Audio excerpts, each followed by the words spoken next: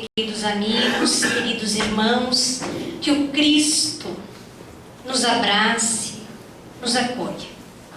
E ao nos colocarmos nesta noite, dentro desta casa bendita de oração, que se transforma num posto ampliado de luz para nos atender. Me sinto tocada, porque escolhi 3 temas para falar na noite de hoje, porque eu sempre fico indecisa, porque é tanta coisa para se falar dentro dessa doutrina maravilhosa. E no meio da estrada me surge: fale de Jesus, porque nós estamos doentes, estamos cansados e sobrecarregados, estamos aflitos, ansiosos, depressivos, entristecidos, desanimados, desesperançados. Reclamamos demais, nos queixamos demais e nos esquecemos de buscar o médico das nossas almas. Então, falaremos um pouco de Jesus. Jesus, esse desconhecido de muitos de nós. E foi um não cristão que falou o que está escrito aí. Se perdessem todos os livros sacros da humanidade e só se salvasse o Sermão da Montanha, nada estaria perdido. Por quê, meus irmãos?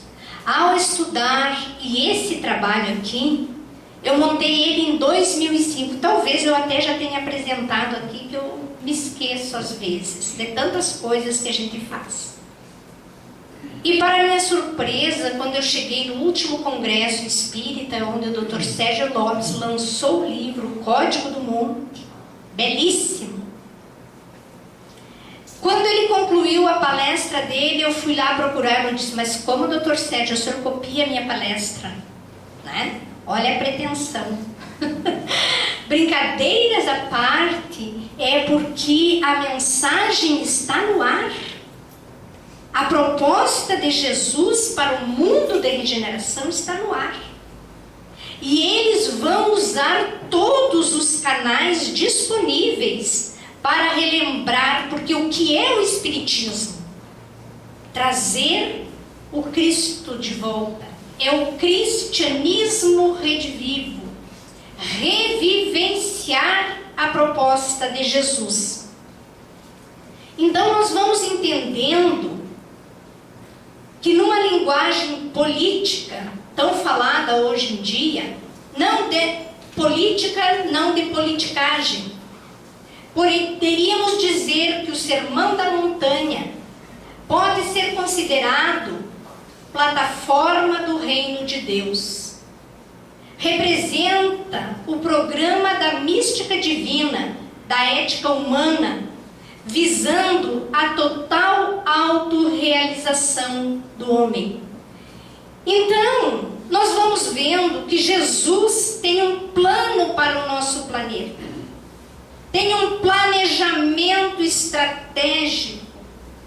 E nos deixou, quando esteve encarnado na Terra, num corpo físico, todo o seu roteiro para que nós encontrássemos a felicidade, para que nós despertássemos para a espiritualidade, para a transformação, para a renovação.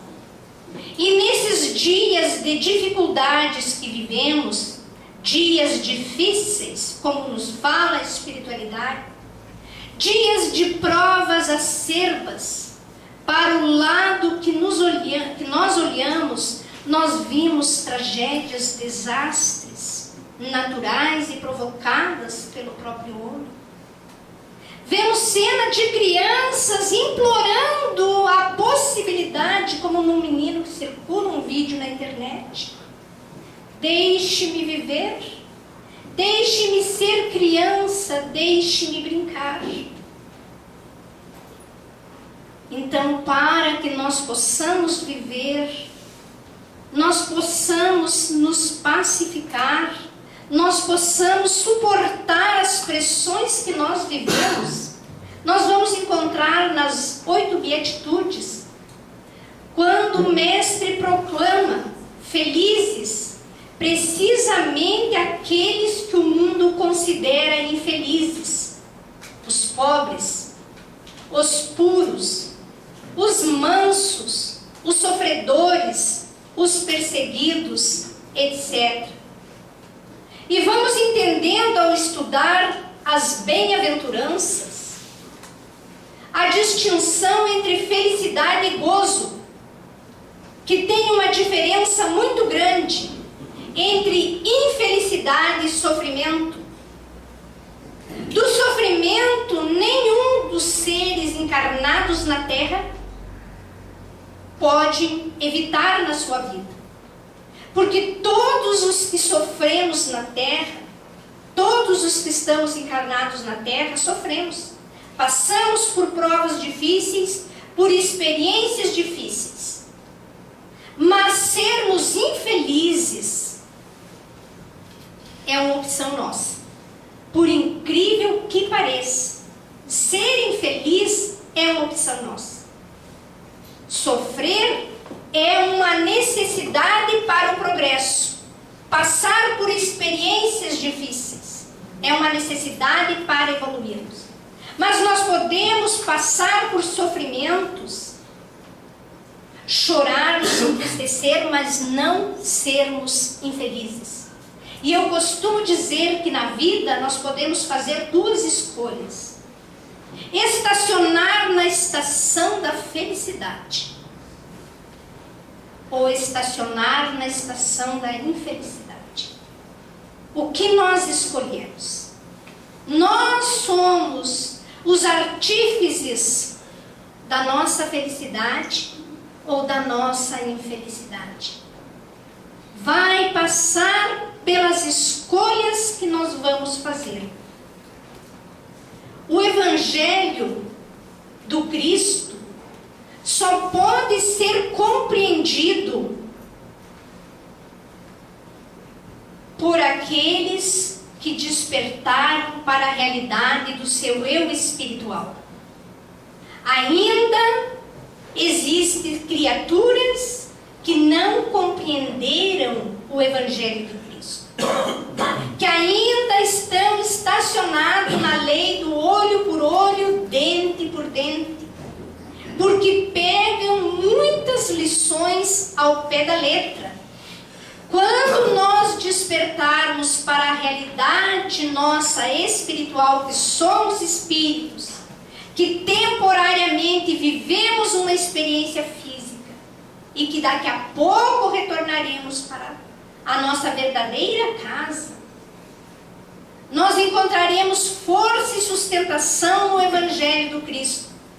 Mas aqueles que ainda não despertaram para a sua realidade espiritual, ainda temos dificuldade de entender. Para perceber o reino de Deus sobre a face da terra, é necessário que cada homem individual realize dentro de si mesmo esse reino. Que reserve cada manhã, cada dia, meia hora. Já estamos diminuindo no decálogo da serenidade, vai nos dizer que 10 minutos para interiorizar totalmente no seu eu divino, no seu Cristo interno, através da chamada reflexão e meditação. Então, como seres espirituais, nós precisamos nos alimentar dessa conexão com o plano espiritual superior. E conseguimos penetrar nessa faixa vibratória no momento que buscarmos o reino dos céus que está dentro de nós.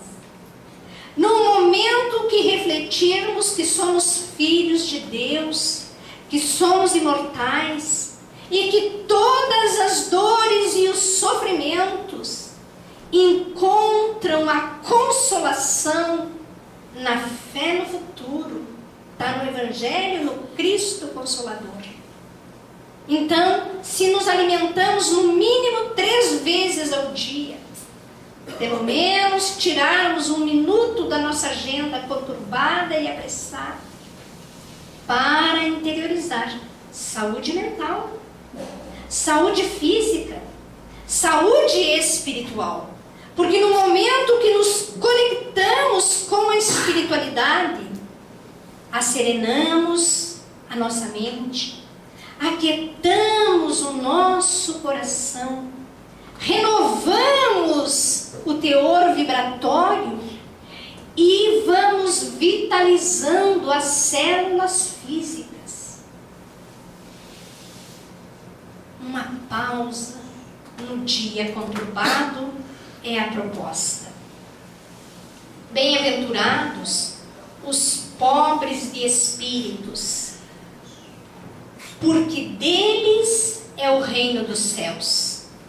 Jesus proclama bem-aventurados cidadão do reino dos céus, agora e aqui mesmo. Todos aqueles que são pobres ou desapegados dos bens terrenos, não pela força compulsória das circunstâncias. O que é a força compulsória das circunstâncias? Nós sabemos que pobreza e riqueza são experiências que nós vivemos, necessária para aprendermos em ambos os lados, vivenciarmos existência na pobreza, não na miséria. Porque miséria é resultado do nosso egoísmo, nos fala Divaldo. Pobreza é prova. Miséria é egoísmo da humanidade que não divide, não partilha o que lhe sobra. Porque do lixo que nós botamos fora alimentaríamos milhões. Então é necessário que ora reencarnamos na pobreza, ora reencarnamos na riqueza. Muitas pessoas pensam que reencarnar na pobreza é um castigo divino. Não. É uma grande oportunidade de nos tornarmos pobres de espírito, não pela imposição, porque estamos ali. Não por imposição das circunstâncias, por necessidade evolutiva. É uma conquista interior do espírito, do desapego, do não ao egoísmo. Não pela força compulsória das circunstâncias externas e fortuitas, mas sim pela livre e espontânea escolhas espirituais. Conheço muitos ricos que são desapegados, que doam para as obras assistenciais de caridade. Muitos ricos que se encaixam nesses pobres de espírito. E conheço muitos pobres que não doam um palito de fósforo. Porque não é porque ser pobre ou ser rico que já se mostra a evolução. São experiências que cada um de nós vivemos. E não significa, como muitos pensam, que eu fui rico agora e vou ser pobre porque não soube usufruir. É desconhecer a misericórdia e a bondade de Deus.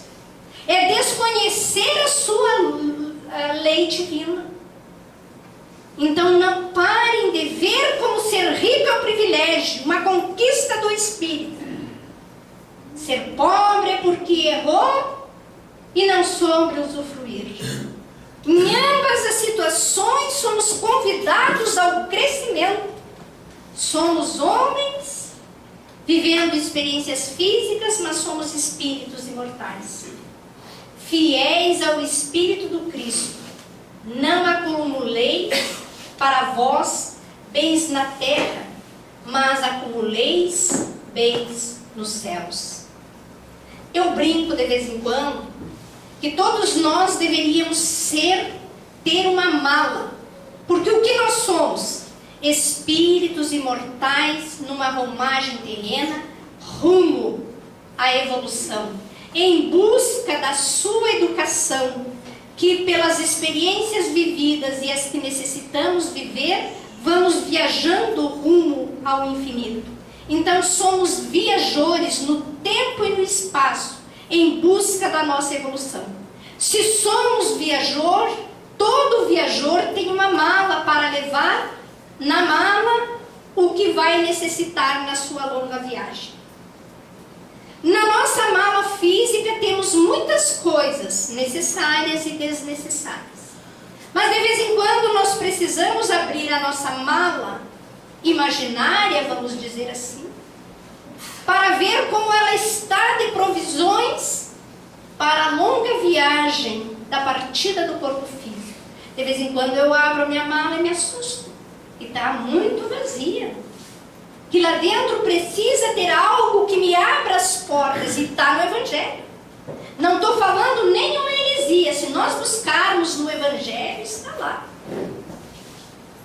Que bênçãos, que bens nós estamos assimilando e colocando na mala. E às vezes, meus queridos amigos, por não compreendermos o Evangelho do Cristo, queremos salvar toda a humanidade e esquecemos de nós. Queremos implantar o reino de Deus na terra e esquecemos de implantar o reino de Deus na nossa intimidade. Para auxiliar os que estão ao meu lado, eu preciso acordar esse reino dentro de mim. Eu preciso olhar para mim.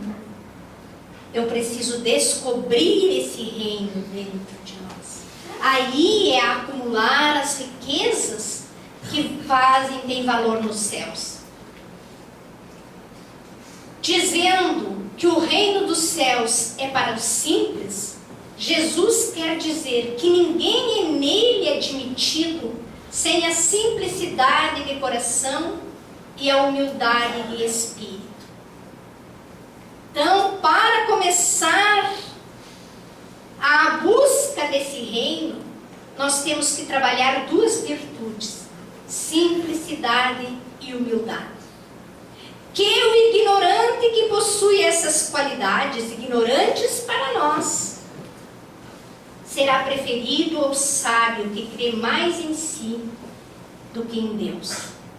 Hoje de manhã eu estava escutando na rádio de Passo Fundo uma entrevista do professor Ironi Andrade, talvez os senhores conheçam. Tem um cursinho famoso em Passo Fundo.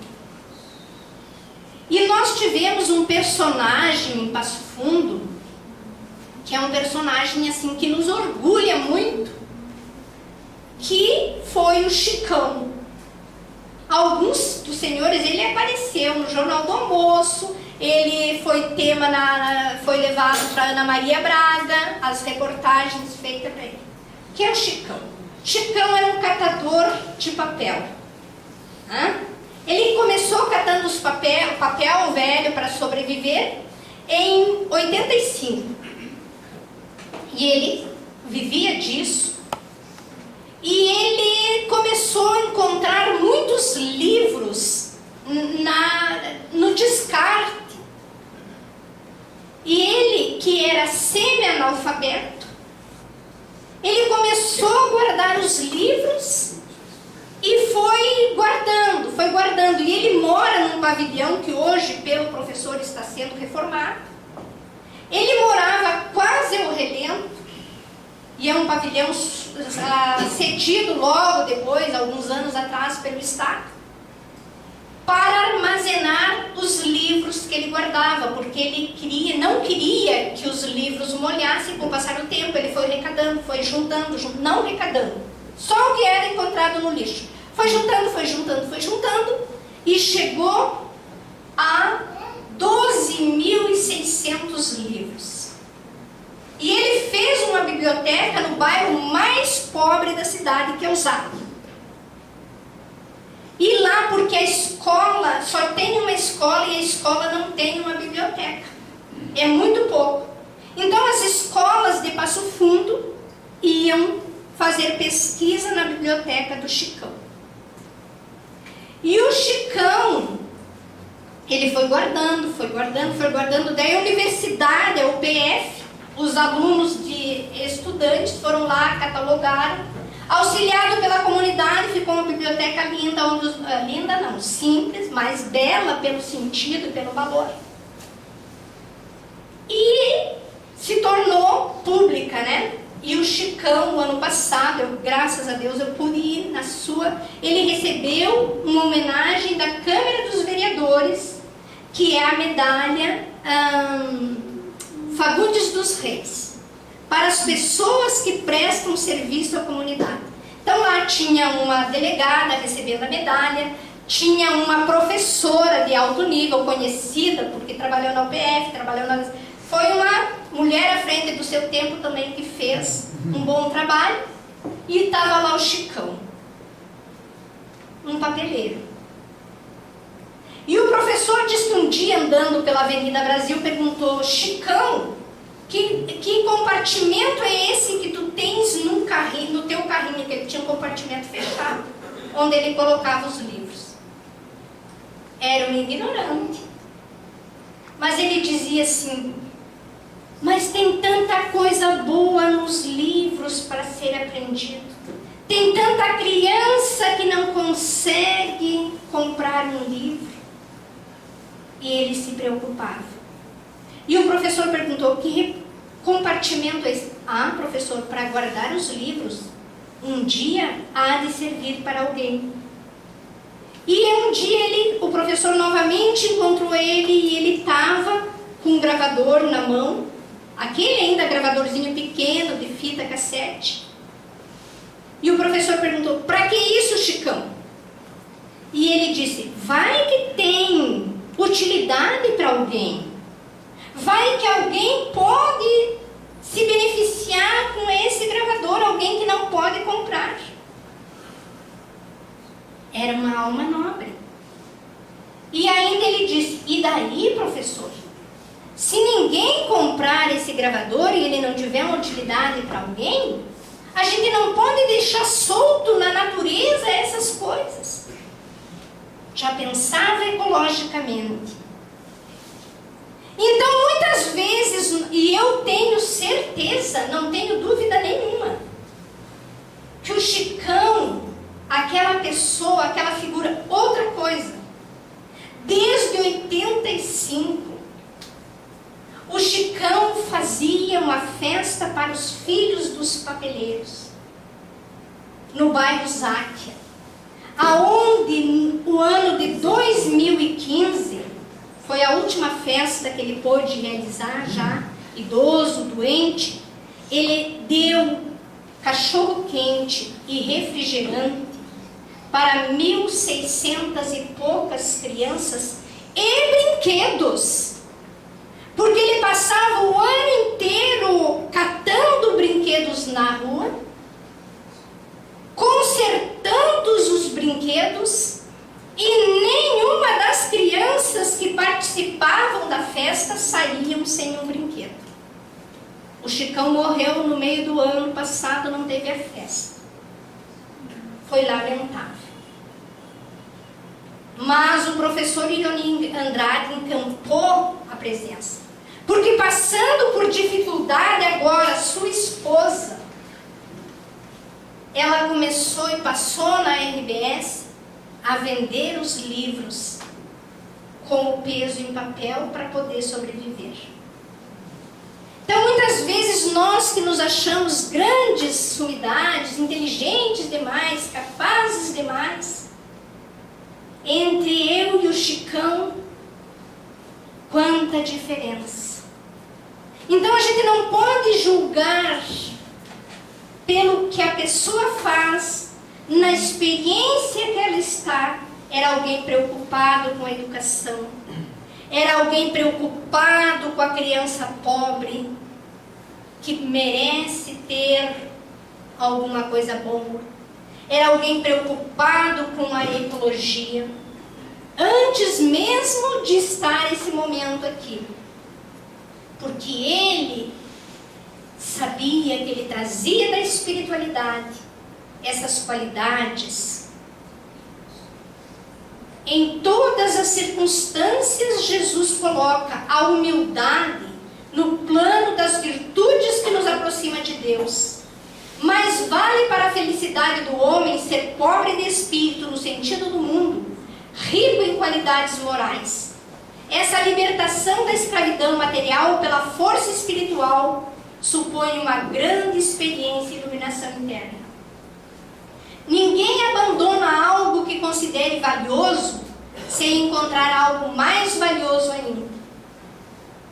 Vejam bem que profundo isso. Ninguém abandona algo que considere valioso sem encontrar algo mais valioso ainda.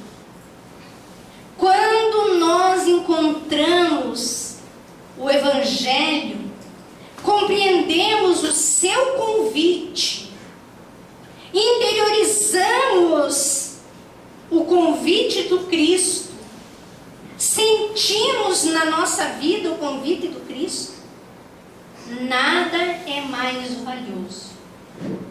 Quem ouviu esse convite, largou tudo, abriu mão de tudo para vivenciar esse convite. Foi Francisco de Assis. Abandonou tudo, inclusive as suas vestes, porque seu pai mandou que ele fizesse uma escolha, porque ele tinha encontrado algo mais valioso. Então, quando nós encontramos a doutrina, é algo valioso, é um tesouro. Nós que estamos hoje aqui, nós encontramos algo valioso, porque nós deixamos os apelos do mundo e viemos ouvir um apelo do Cristo, ouvir uma mensagem. Encontramos um tesouro, precisamos cultivar e valorizar isso. Ser rico não é pecado, porque o pobre tem preconceito também do rico, não é verdade? Ser rico não é pecado, ser pobre não é virtude. Virtude ou pecado é saber ou não ser rico ou ser pobre. Eu sei ser pobre, eu sou pobre materialmente. Eu sei ser feliz com a situação hoje que eu vivencio. E como todos, eu passo por dificuldade também, como a grande maioria.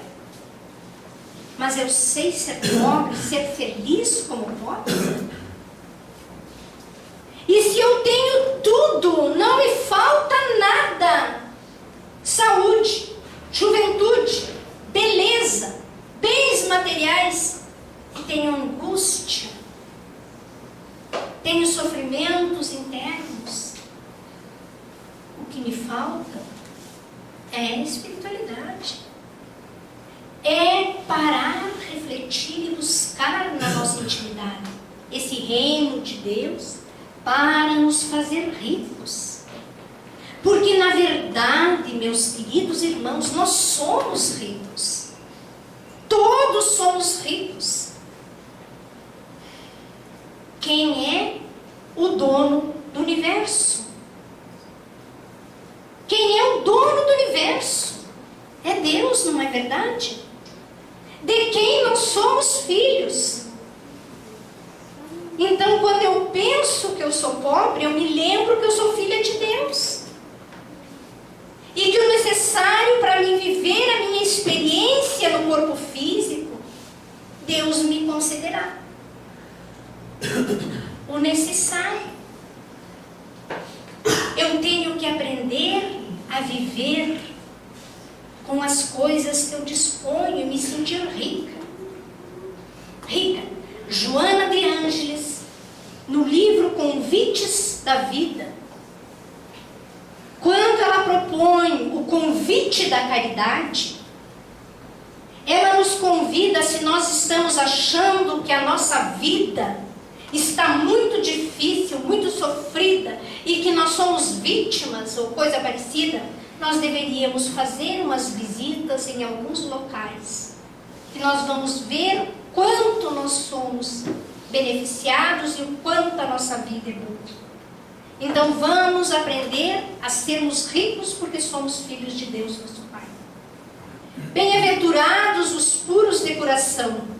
A pureza de coração é inseparável da simplicidade e da humildade e exclui todo pensamento de egoísmo e orgulho. Entre o Deus amor e o homem egoísta se ergue, por assim dizer, uma muralha opaca que intercepta a luz divina. Entre o Deus amor e o homem egoísta, veja bem, se ergue uma muralha. Por quê? O nosso egoísmo, ele nos envolve nessa muralha fluídica e não permite, porque somos nós que criamos a interpenetração dos raios divinos da saúde, da paz, da harmonia. Então nós precisamos combater o nosso egoísmo, porque Deus é amor e, sendo amor, nos convida à nossa transformação. Porque o egoísta, ele não tem condições de perceber e de entender o altruísmo, o envolvimento, a solidariedade, a tolerância. Porque compreender, primeiro nós precisamos ser. Entender é um ato mental, mas compreender é uma virtude vital. Entender mentalmente é uma função parcial, unilateral do nosso ego. Compreender é uma vivência total, unilateral do nosso eu divino. Ter o coração puro é querer servir espontaneamente, gratuitamente a todos. Serviço. Nós somos servidores. Então o coração puro está disposto a servir, seja onde Deus tenha nos colocados. Bem-aventurados os brandos e pacíficos. Jesus faz da doçura, da moderação, da mansietude, da afabilidade, da paciência uma lei. Veja bem, cada bem-aventurança vai nos amarrando a uma virtude, como fala o Dr. Sérgio Lopes no seu livro Código do Mundo. Cada bem-aventurança nos convida a refletir sobre uma virtude. E cada virtude vivenciada, adquirida, desenvolvida, vai falar sobre um dos centros de força do nosso organismo. Vai levar o equilíbrio ao nosso organismo físico e espiritual. Quando nós não exercitamos essas virtudes, muitas vezes entramos em desequilíbrios dos centros de força, que são os controladores das energias do espírito para o corpo e do corpo para o espírito. Então, ter paciência, ter esperança, ser solidário, nos torna criaturas saudáveis. Indício infalível da verdadeira autorrealização é a mansidão. O homem que encontrou o seu eu divino é necessariamente brando. E em que consiste a mansidão? Consiste na desistência de qualquer violência. É a proposta do Gandhi da não violência. Nós não devemos dizer que somos contra a violência, porque ele nos diz que ser contra já é uma violência. Então ele nos propõe a não violência.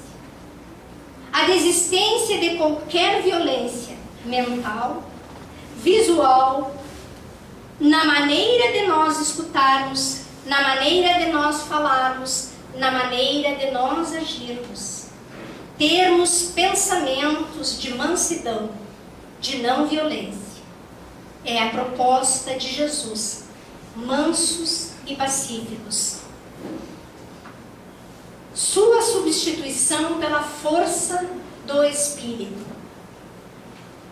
é o caso de Jesus, de Gandhi e de tantos outros espíritos de luz. Bem-aventurados os misericordiosos. A misericórdia é o complemento da doçura, porque aquele que não é misericordioso não saberia ser brando e pacífico. Ela consiste no esquecimento e no perdão das ofensas.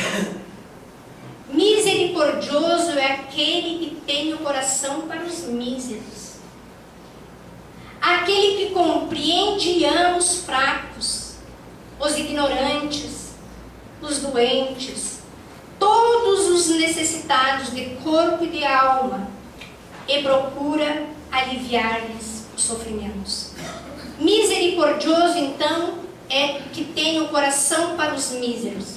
Vamos nos lembrar do Chico Xavier. Chico Xavier, quando ele saiu de Pedro Leopoldo, e se nós assistirmos o filme da vida dele, ali está bem retratado as razões que levaram a sair de Pedro Leopoldo e ir para Uberaba. Ele sentia muita saudade da sua família. Ele chorou muito, sozinho. Chorava. A dor interna era dele. Porque ele não gostaria de ter se separado dos seus familiares. E aí o Emmanuel disse para ele o seguinte: Chico, pare de chorar. Sabe que o Emmanuel é linha dura, assim como a Joana de Ângeles.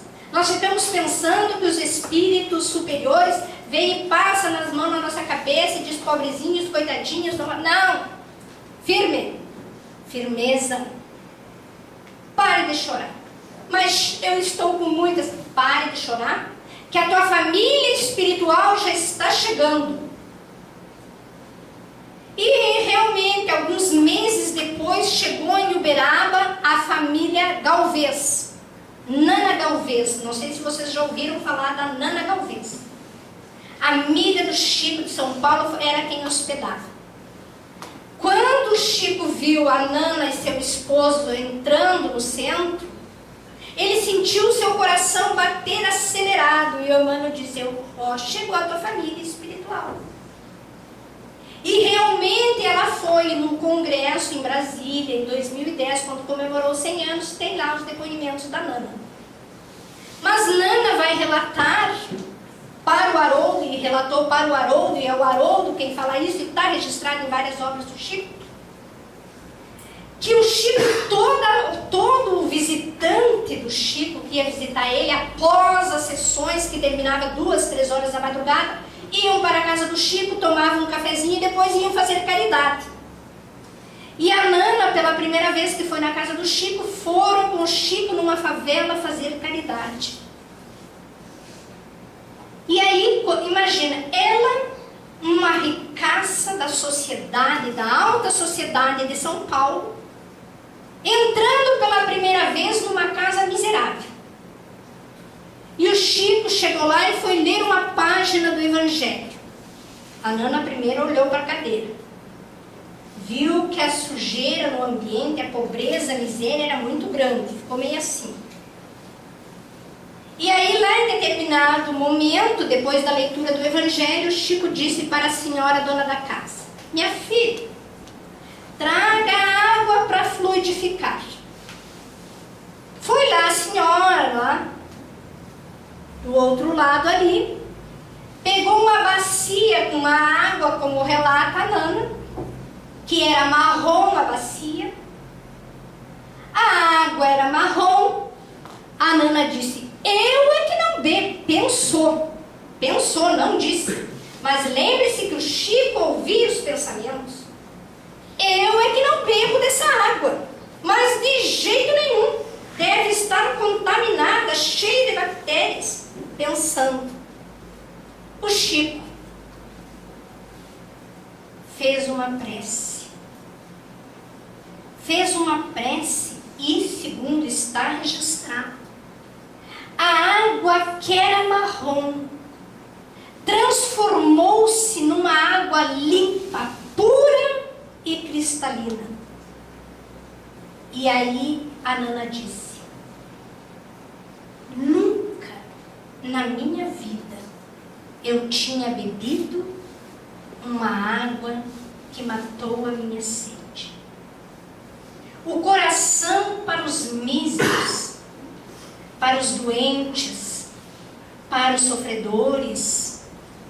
O coração para os ignorantes. Porque muitas vezes, quando nos julgamos que sabemos muito, não temos paciência com aqueles que nós consideramos ignorantes. Nós temos que ter o coração cheio de misericórdia, cheio de compaixão e piedade. Precisamos da humildade, da simplicidade, da bondade e procurar aliviar os sofrimentos. Essa é a tarefa nossa de espíritas e cristãos. Bem-aventurados os que têm fome de justiça. Essa bem-aventurança visa sobretudo os insatisfeitos, descontentes consigo mesmo. Os que sofrem o tormento do infinito, a nostalgia do eterno. O que é o infinito interno? A presença de Deus em nossas vidas. Nos afastamos e sentimos uma inquietude, porque temos lá no nosso inconsciente uma saudade absoluta da presença de Deus em nossas vidas.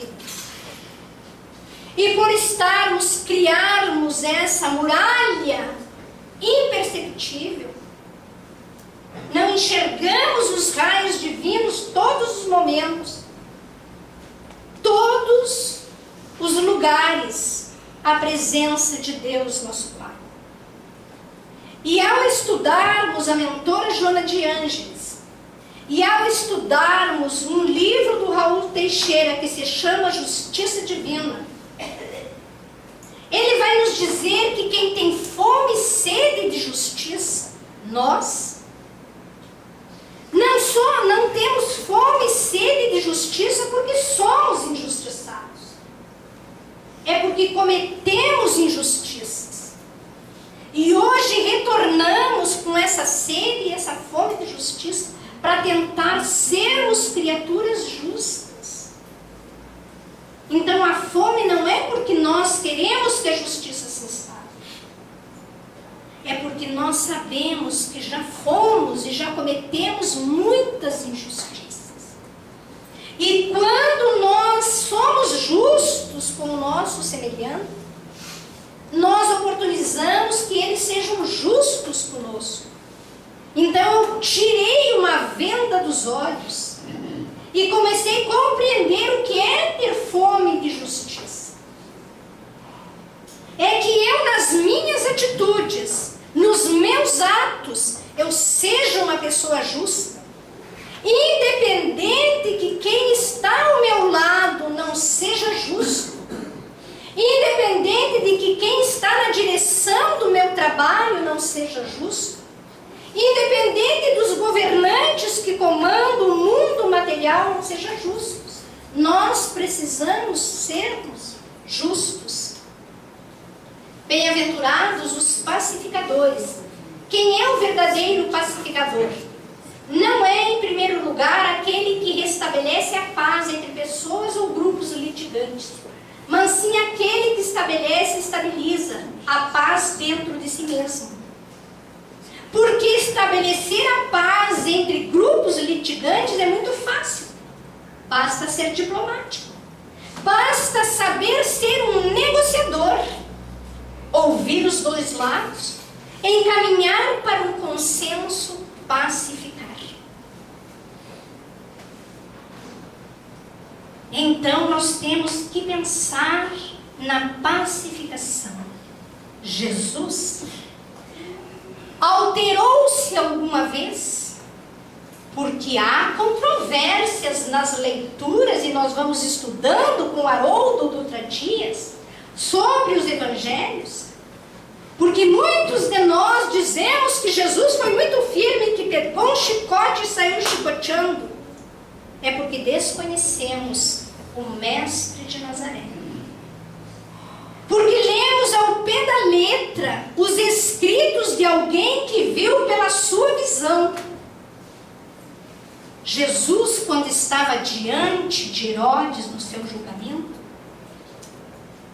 e um soldado equivocado lhe bateu, lhe esbofeteou, não perdeu a sua paz. Não olhou para o soldado. Imagina, eu fico imaginando aquele olhar grudado na nossa consciência, para dentro da gente, né? E perguntou: por que me bates? Que te fiz eu? Gerou uma intranquilidade profunda no soldado, que ele se desequilibrou. E se nós queremos saber mais, vamos ler os livros da Amélia Rodrigues. Então, o pacificador, o verdadeiro pacificador, é quem conseguiu já instalar a paz na sua intimidade. Aí o meu filho pode gritar, o meu marido pode, não vai me tirar do sério, não vai me levar a perder a paciência, porque eu estou em paz. Eu vou compreender que quem está ao meu lar, naquela agitação, é problema dele. E eu vou manter-me a serenidade, a tranquilidade, a harmonia.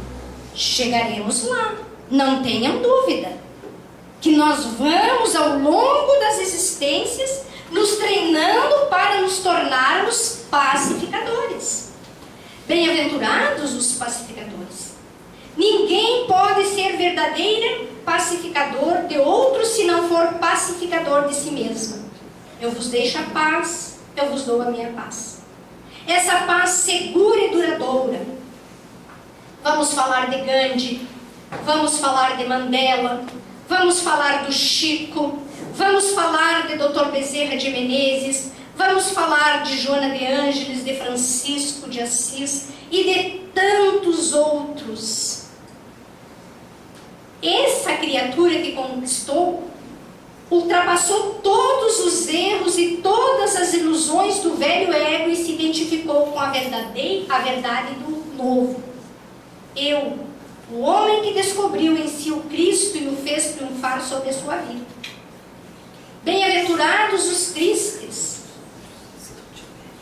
Quem tem a consciência reta, sincera de estar na verdade, é profundamente alegre, calmo, embora externamente lhe aconteça coisas que lhe entristeçam.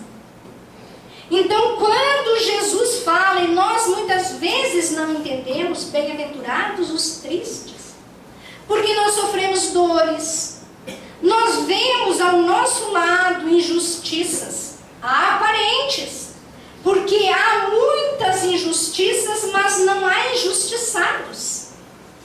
Porque se houvesse injustiçados, meus amigos, Deus não seria soberanamente justo e bom. Permitiria que nós sofrêssemos injustiças.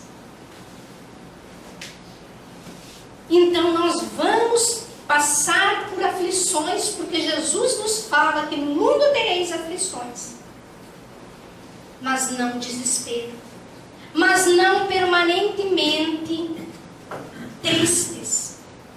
Então eu me lembro de uma história do Dr. Shinga-Shik, que ele conta em um dos seus cursos, das suas falas, que é um psicólogo famoso, tem muitos livros.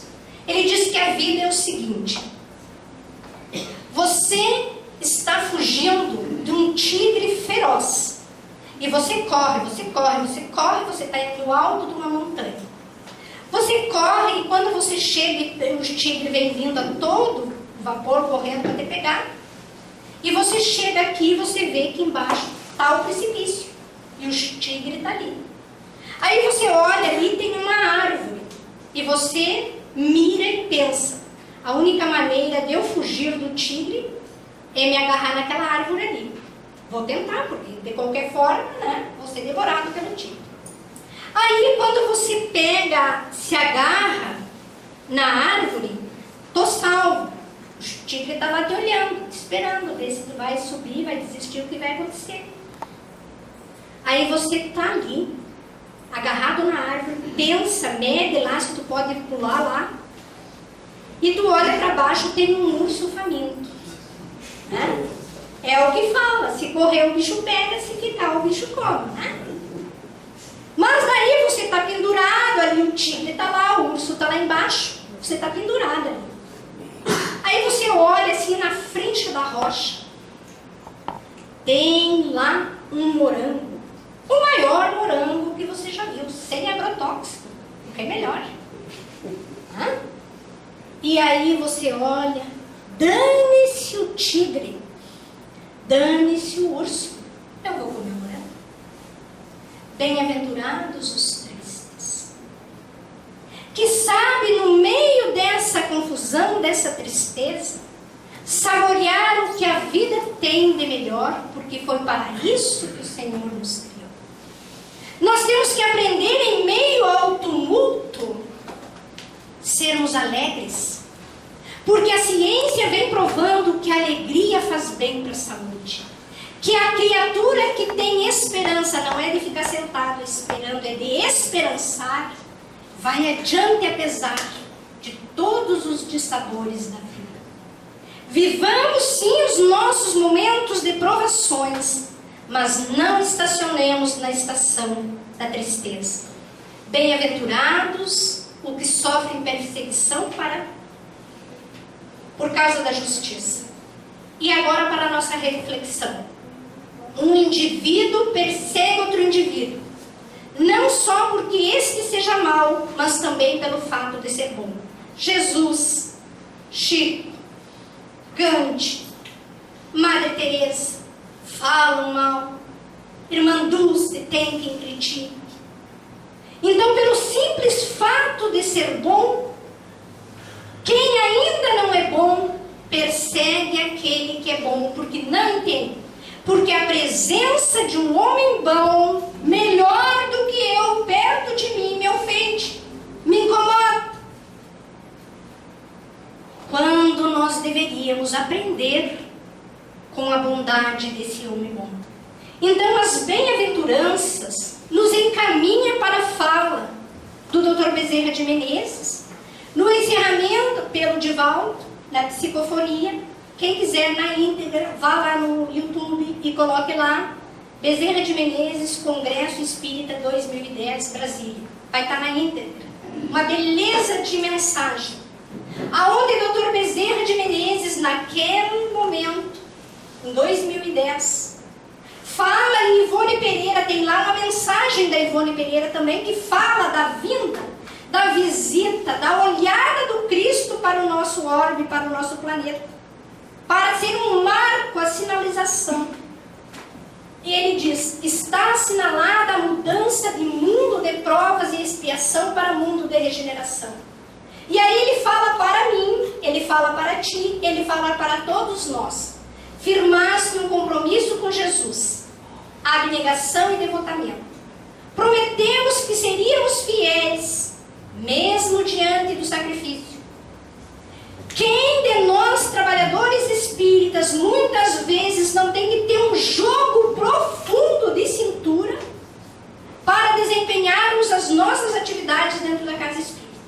Não é verdade? Nós temos que ter um jogo de cintura, um ajeita aqui, um cola lá, um vira aqui, para a gente poder estar presente no trabalho, conforme nos comprometemos. Então, seríamos fiéis mesmo diante de sacrifícios. Nós prometemos para Jesus nesta encarnação, porque esta encarnação nossa, que chegamos no Espiritismo, que já estamos amadurecidos para assimilar a proposta, será um marco na nossa existência de alma imortal.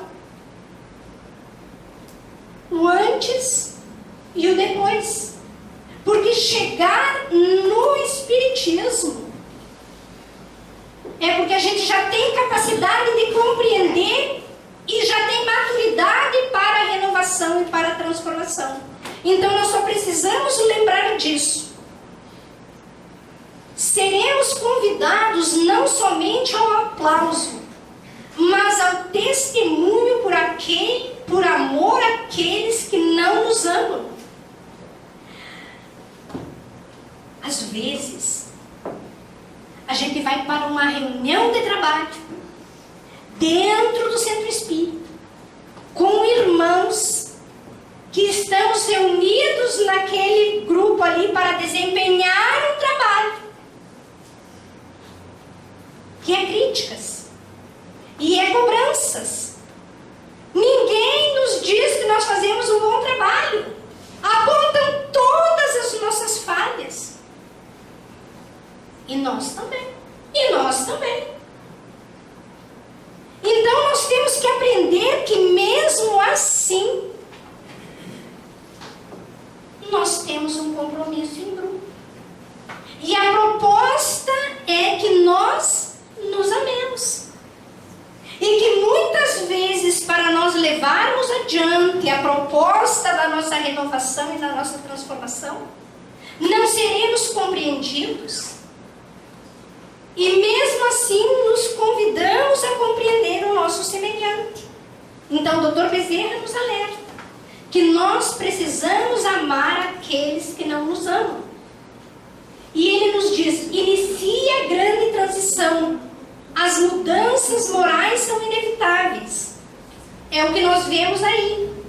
Guardemos em nossa alma o compromisso do amor.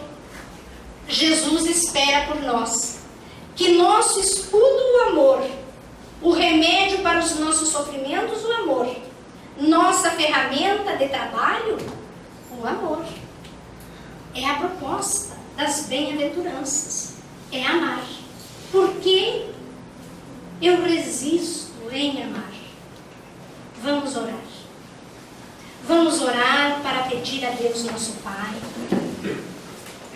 que nos ajude a vencer as resistências de amar. Que nos ajude a levar adiante as propostas que nos comprometemos, os compromissos que assumimos, mas não com peso, com leveza. Que nossos pés se tornem ágeis. Que a nossa mente lúcida, que ao falar a palavra Pai Nosso, uma janela na espiritualidade se abra para nós visualizarmos o que espera por nós e nós mergulharmos o nosso pensamento na espiritualidade junto com os mentores espirituais para unirmos forças e sermos banhados por esse Pai de misericórdia e amor. O Senhor nos conhece, sabe das nossas necessidades, toca o nosso coração com o teu amor através dos mentores espirituais.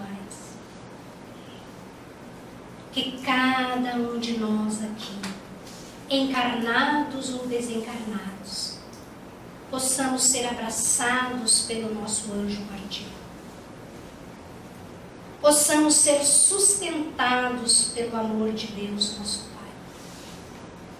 E que o nosso lar seja um local da reconciliação, da amorosidade, da compreensão, da generosidade. Que os nossos filhos, que são filhos de Deus, possamos nos compreender, nos perdoar, nos aceitar e nos amar. Abraçados e envolvidos nas mesmas vibrações. Imagine saindo da sua mente flechas luminosas, porque a prece é uma flecha luminosa que parte da mente daquele que ora, parte de mundos obscuros e vai a mundos celestes, e lá imantados de luz desce sobre todos nós. E essa flecha luminosa há de iluminar os nossos caminhos, as nossas vidas e nos dar sustentação. E bem-aventurados somos todos nós. Sigamos em paz. Uma boa noite a todos. Um abraço em cada um. Em um ano de 2017 pleno de vitórias, plenos de esperança, plenos de paz. Que Deus nos abençoe e nos envolva. Que assim seja.